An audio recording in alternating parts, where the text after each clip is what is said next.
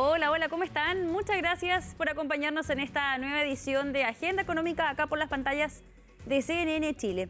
Se conocieron los detalles finalmente del plan de reconstrucción nacional. Durante esta jornada el ministro de Hacienda, Jorge Quirós, convocó también a la prensa para despejar algunas dudas que quedaron luego de este anuncio de la presentación finalmente de esta batería de medidas. Nuestra compañera Natalia Muñoz nos cuenta más detalles de eso en el siguiente informe.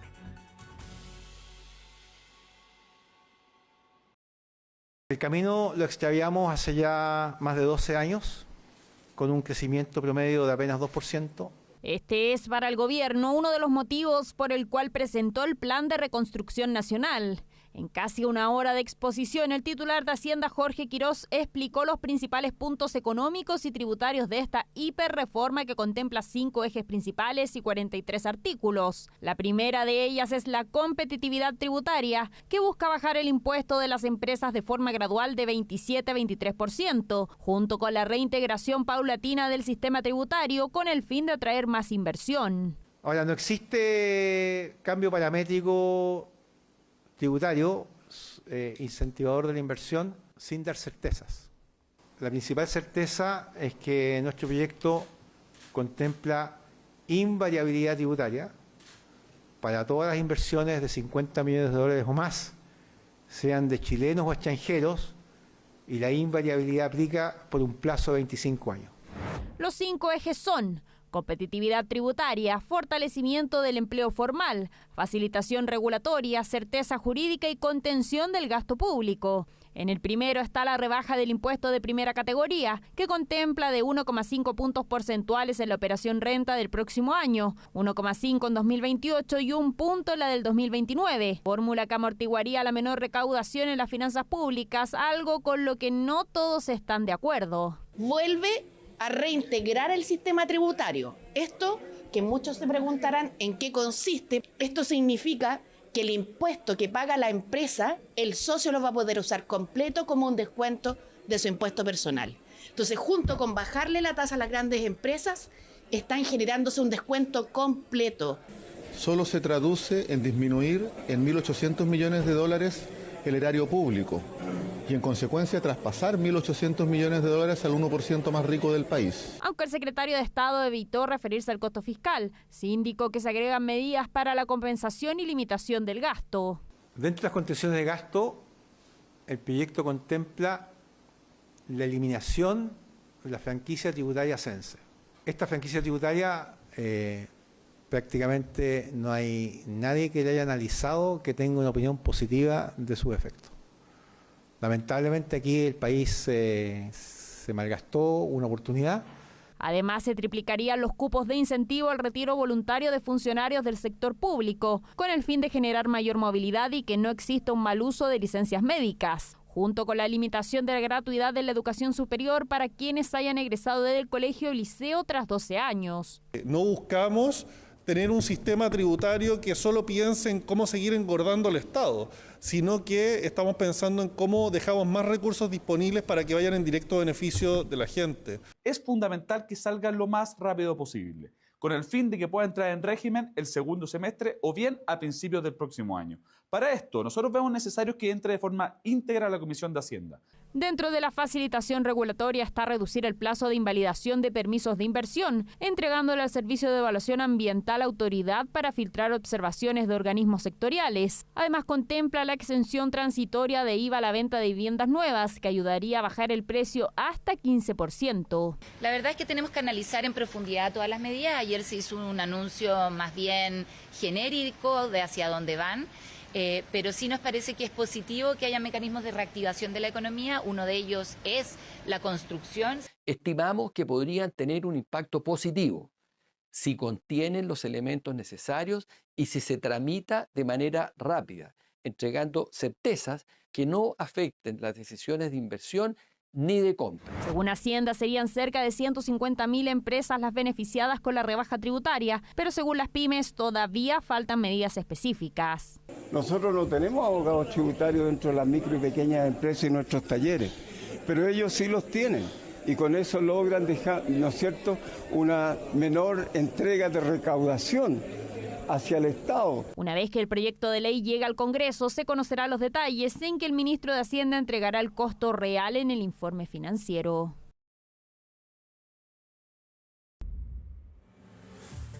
Son distintas las medidas que están contempladas en este paquete, cerca de 40, y algunas de ellas son, por ejemplo, un crédito tributario al empleo para fomentar la contratación formal. Por otra parte, también la exención de contribuciones para mayores de 65 años y parte de esas medidas también en cuanto a moderar el gasto y todo lo que eso implica en relación a lo que también va a tener que tramitar el Congreso Nacional. Lo revisamos a continuación en el siguiente informe de Pilar Gutiérrez.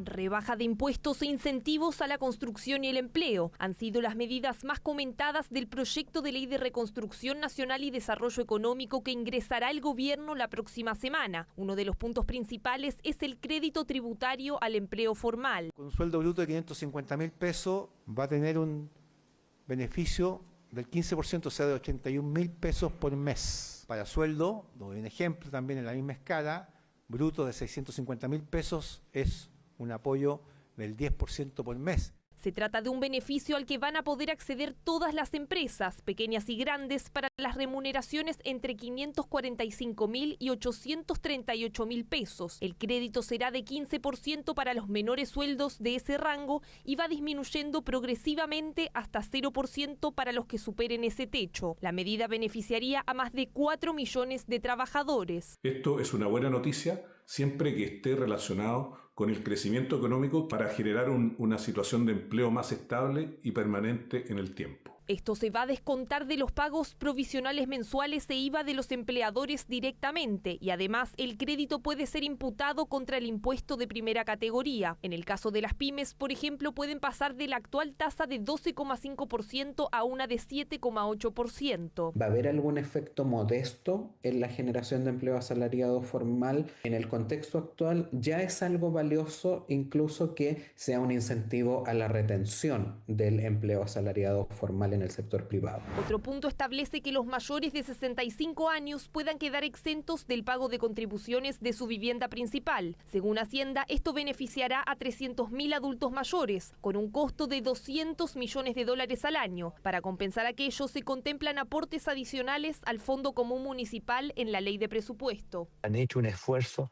por muchos años para vivir donde están y en realidad el alza de las contribuciones ha significado un peso enorme para poder mantener el lugar donde viven. Por lo tanto, desde el punto de vista de medidas para las personas que están hoy día siendo afectadas por las contribuciones, efectivamente es muy positivo. Para compensar el impacto fiscal y en recaudación del proyecto, se contemplan además medidas para contener el gasto relacionadas al mal uso de licencias médicas e incentivos al retiro en el sector público. También se busca suspender por 4 años el ingreso de nuevas instituciones de educación superior al financiamiento para la gratuidad. El gasto en gratuidad hoy día es de 2,2 billones de pesos. También planteamos un límite hasta qué minuto nos parece que es razonable que alguien se matricule con beneficio de gratuidad. Lo hemos planteado en el proyecto de ley hasta 12 años desde el egreso del colegio. A eso se suman medidas transitorias para aumentar la recaudación en el corto plazo, como una rebaja por 12 meses al impuesto a las donaciones, que deberán pagar en ese periodo solo la mitad del tributo. También una declaración extraordinaria de bienes en el exterior con tasa reducida del 10% por 12 meses y un proceso de repatriación de capitales por 3 años. Una primera medida compensatoria de esta rebaja en la recaudación que puede venir por el lado de un mayor crecimiento económico.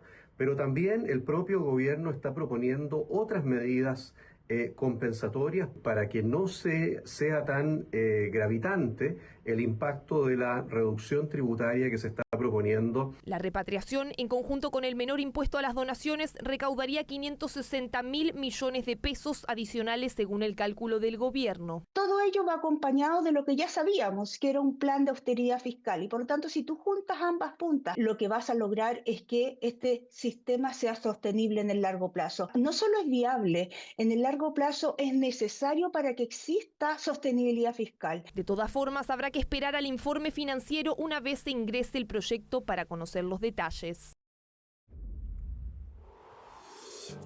Ya lo adelantábamos en nuestra edición de día miércoles. Este jueves hubo un nuevo aumento en el valor de los combustibles cercano, bueno, el más alto en el fondo fue el del diésel, que subió 36 pesos por litro. Durante esta jornada, el subsecretario de Hacienda se refirió a la operación del mecanismo de estabilización de precios de los combustibles y también a lo que podría ocurrir en el futuro con el alza de las bencinas.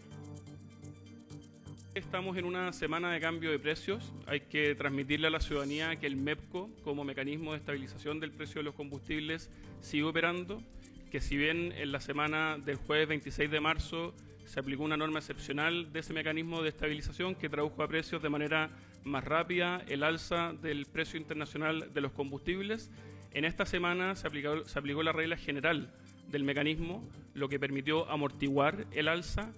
Si no se hubiese aplicado, esto hubiese sido del orden de 3 veces mayor. Uno no puede especular respecto de lo que va a ocurrir en el mundo en las próximas 3 semanas, pero estamos confiados que si el elemento base que significa el aumento del precio de los combustibles, es decir, el conflicto internacional termina, así como el precio de los combustibles subió, también con rapidez tenga que bajar. Vamos a hacer una pausa en la entrega de las informaciones, pero al regreso vamos a seguir desglosando y analizando parte de estas medidas que se dieron a conocer en el anuncio del Plan de Reconstrucción Nacional por parte del presidente José Antonio Kast. Ya volvemos.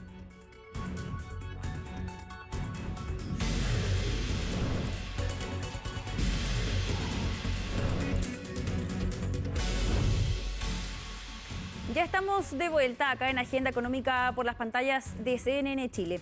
Bueno, ya conocimos en mayor profundidad estos anuncios vinculados a este plan de reconstrucción nacional. Estuvimos gran parte de la semana esperando esa cadena nacional por parte del presidente José Antonio Kast y se conocieron distintos detalles en relación a las diversas medidas que contempla este plan. Vamos a estar desglosando en la conversación del día de hoy algunas de ellas más vinculadas al ámbito tributario, también de recaudación, y lo hacemos con nuestro siguiente entrevistado, él es Ricardo Meves, expresidente de la Confederación para la Producción y el Comercio, quien ya vemos en pantalla. Ricardo, muchas gracias por acompañarnos.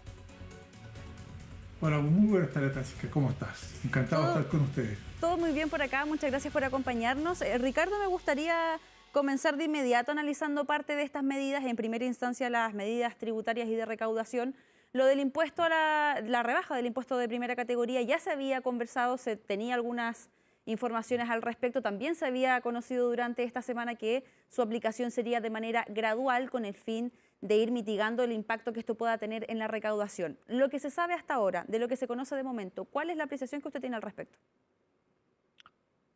Mira, a ver, primero decir que una medida por sí sola a mí me parece que no hay que considerarla así, sino que hay que considerar el paquete de las medidas. Y yo quiero hacer memoria respecto de lo que nosotros como CPC el año 24 propusimos, que era justamente rebajar el impuesto de primera categoría desde el 27 al 23%. ¿Por qué? Porque primero nos poníamos a tono con lo que pasa en los países OCDE y también eso le genera más liquidez al final del periodo tributario a las compañías. ¿Qué significa en la práctica que genere más liquidez? Que con esos recursos, en vez de entregárselos al Estado, uno los podía utilizar ya sea para pagar deuda, ya sea para contratar más trabajadores o para emprender un nuevo negocio con la misma compañía. Cuando uno tiene la liquidez, eso se puede hacer. Por lo tanto, a mí me parece que en conjunto con todas las medidas, esta también va en la línea correcta. Ajá. Claro, sabemos que son distintas medidas, hay otras también contempladas, ya lo mencionábamos acá al inicio, son cerca de 40 con un objetivo bastante claro por parte de las autoridades. Ricardo, en esta misma línea de las medidas tributarias también se ha hablado de la reintegración del sistema. En el fondo, volver a cómo estaba antes de la reforma tributaria del año 2014, pero esto también tiene asociado otro quizás punto también vinculado al costo finalmente que le va a generar al fisco por la menor recaudación. En ese sentido, ¿usted también es partidario de que esta medida, por ejemplo, siga adelante? Lo que pasa es que, te insisto, si cuando hablamos con todas las medidas puestas arriba de la mesa, esto tiene que haber una mayor recaudación por cuanto tiene que haber un mayor control del gasto del Estado, sin lugar a duda. Por otro lado, cuando hay más movimiento económico también se genera una mayor recaudación. Cuando se plantea la posibilidad del retorno de capitales, también le inyectas, por una parte, liquidez, plata fresca a la economía y que también te está generando mayor recaudación. Entonces, te insisto un poquitito en el concepto que está detrás. Aquí son varias medidas, 40 Ajá. por lo menos, que en su conjunto van a dar este impulso y yo espero realmente que de aquí hacia el término del gobierno del presidente Kast, ojalá vayamos superando ese crecimiento por sobre el 3% que le hace tan bien al país, porque aquí no nos olvidemos, Francisca, que tenemos más de 800.000 personas sin trabajo. La tasa, y particularmente en el caso de las mujeres, es por sobre el 9%. Y eso es un problema muy grande para nuestro país, especialmente para el sector que yo siempre he representado, que es el sector comercio, donde particularmente se emplea mayor cantidad de mujeres. Entonces, todo esto necesariamente tiene que ir a paliar de alguna manera ese empleo o ese desempleo que existe hoy día, de tal manera que realmente se solucionen los problemas que hoy tiene la gente. Claro, de hecho, hoy en el punto de prensa que sostuvo el ministro de Hacienda, Jorge Quirós, él señalaba que precisamente por dónde va a venir el crecimiento del empleo, sostenía él, por la reactivación económica que permitiría en el fondo el conjunto de estas más de 40 medidas. Hay una medida incluso también contenida dentro de, de esta presentación que se hizo finalmente y que busca precisamente proteger el empleo formal a través de un crédito tributario para las remuneraciones. En ese sentido, también entendiendo la lógica de que todas estas medidas en su conjunto finalmente buscan este objetivo más contundente, ¿le parece que al menos, por ejemplo, la medida relacionada al tema de proteger el empleo formal, sabiendo y conociendo que las cifras de informalidad laboral en nuestro país también han tenido ahí sus puntos importantes de dificultad, esto podría también venir en ayuda al menos en este punto? Mira, yo pienso que sí. En general, Chile hoy día tiene una informalidad cercana al 27% y eso es algo que, de nuevo, desde el sector comercio, es donde más informalidad se produce. Entonces, claramente, si logramos que con este incentivo se formalicen y los empleadores puedan contratar formalmente a mayor cantidad de trabajadores, esos trabajadores y trabajadoras, ¿cuál va a ser el efecto concreto que van a tener? Entre otros, van a tener acceso, Francisca, a seguridad social, que un trabajador informal no lo tiene. Va a tener acceso a previsión social, que un trabajador o trabajadora informal no lo tiene. Va a tener acceso a salud, que de nuevo no lo tiene un trabajador informal. Por lo tanto, aquí no es solamente el crédito que pueda tener ese empleador, que de por sí ya es bueno porque se fomenta la contratación, pero si pensamos en el trabajador o en la trabajadora, claramente tiene un beneficio esa persona porque tiene acceso a estos beneficios que en la informalidad claramente no los tiene. Por eso yo creo que también es una muy buena herramienta para la formalización del empleo y que anime a los empleadores a contratar formalmente y que no pase lo que, hay que decirlo, muchas veces pasa hoy día, que se contrata en negro por fuera y no se le pagan las imposiciones a ese trabajador o a esa trabajadora. Yo creo que con este incentivo formalizamos el trabajo de los chilenos y las chilenas y que es algo que venimos diciendo ya hace bastante rato. Ricardo, siguiendo con el análisis quizás más punto por punto de estas medidas, también tenemos algunos conceptos vinculados a dar más certeza jurídica, que desde distintos gremios ha sido un punto que se tocó bastante, por ejemplo, en la administración anterior.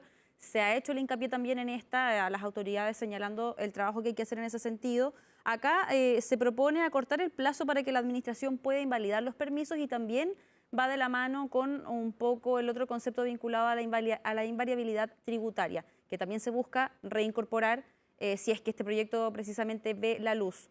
¿Cómo ve usted, al menos en el foco de la llamada permisología, ¿no?, que ha estancado distintos proyectos de inversión? ¿Cómo ve medidas como estas y qué piensa o qué cree que también debería seguirse fomentando, trabajando, al menos en ese sentido? Mira, yo creo que durante el gobierno anterior y particularmente desde el Ministerio de Economía se avanzó con el proyecto de permisología. Yo creo que hay que seguir profundizando eso, sin variar y sin desmejorar en absoluto los requisitos para la evaluación medioambiental. Pero claramente aquí hay un exceso de burocracia y es ahí donde tenemos que poner el foco.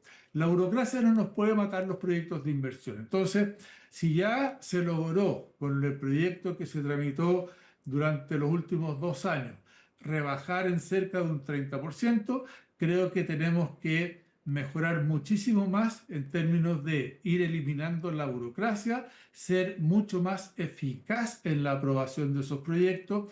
Así se da certeza jurídica y también quizás ver cuáles son los elementos que habría que poner por delante del proceso. En algún momento nosotros conversábamos que era importante, por ejemplo, resolver todo el ámbito político en forma previa al proyecto y después, una vez que eso estaba resuelto, se resolvía toda la parte técnica. Entonces, tú resolviendo la parte política, la relación con las comunidades, esa área de un proyecto con plazos también acotados, bueno, la otra parte, que era meramente técnica, también lo podía resolver relativamente rápido usando mecanismos de inteligencia artificial para verificar que cumplía con todas las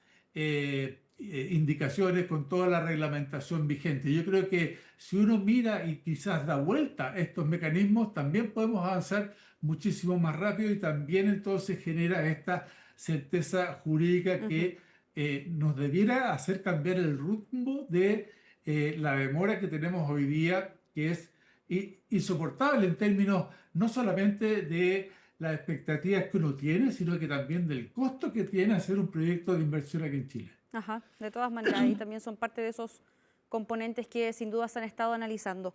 Ricardo, para terminar, ya nos queda poco tiempo. Me gustaría consultarle también en relación a la apuesta que realiza el Ejecutivo en relación a la recaudación también, porque se sabe que distintas de estas medidas van a significar una afectación directa en la recaudación fiscal. Acá se apuesta, por ejemplo, que en el caso de la reintegración del sistema sea compensada esa pérdida de recaudación por la vía de mayores ingresos futuros que se podrían generar precisamente de la mano del crecimiento económico que todas estas medidas en conjunto podrían generar. Eso por una parte. Se han generado también distintos cuestionamientos en relación precisamente a esa estimación o a esa proyección que se realiza y también al costo final que va a tener aplicar distintas de estas medidas. Ahora no las hablamos todas en profundidad, pero hay otras que también sin duda están ahí generando algunas dudas porque van a generar más costos finalmente. ¿Cómo analiza usted ese panorama en general y también entendiendo que este proyecto aún no se presenta, pero que ya se vislumbra una discusión bastante compleja en el Congreso?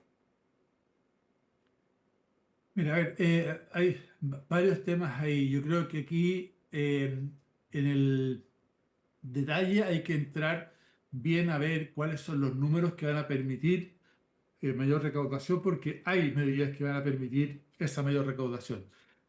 Tú hablabas también del tema de la reintegración del sistema. Fíjate que nosotros hicimos también análisis hace un par de años atrás y que muchas veces el emprendedor paga en el tramo más bajo del global complementario más impuestos que aquel persona que está empleada y que paga menos impuestos por el tema de la no reintegración que está hoy día, perdón, que está vigente. Entonces yo creo que la reintegración es necesaria. Y esto que hablan que eso va a favorecer a los ricos, la verdad es que no tiene ningún sentido porque la gente con más recursos ya tiene resuelto su tema de impuestos. Entonces, me parece a mí que si hablamos en serio el tema de la reintegración está comprobado empíricamente que en su momento le hizo bien a Chile.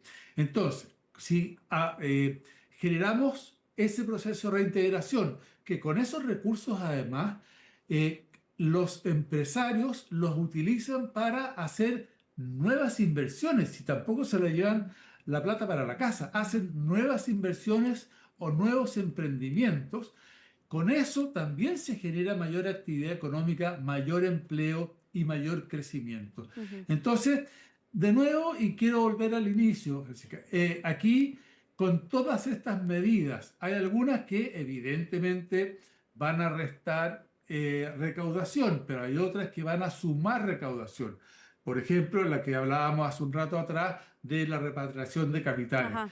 Entonces, con todo, tenemos que sí, evidentemente, revisar los números para ver cuánto va a ser el neto de recaudación que está proponiendo el gobierno con esta batería de medidas que necesariamente tienen que funcionar todas juntas. Claro, bueno, y aún faltan detalles por conocer. El informe financiero, por ejemplo, una vez que este proyecto también se presente y ya comience su tramitación en el Congreso Nacional. Ricardo Meves, expresidente de la CPC, muchas gracias por esta conversación y por este análisis acá en Agenda Económica. Muchas gracias a ti. Muy buenas tardes. Bueno, con esta conversación y por cierto quedando pendientes también de cuándo finalmente se va a presentar esta iniciativa, de lo que va a ocurrir también con la tramitación en el Congreso, damos fin a esta edición de Agenda Económica en este día jueves acá en CNN Chile. Yo los dejo invitados, por cierto, a que se mantengan en nuestra sintonía. Nos vemos mañana.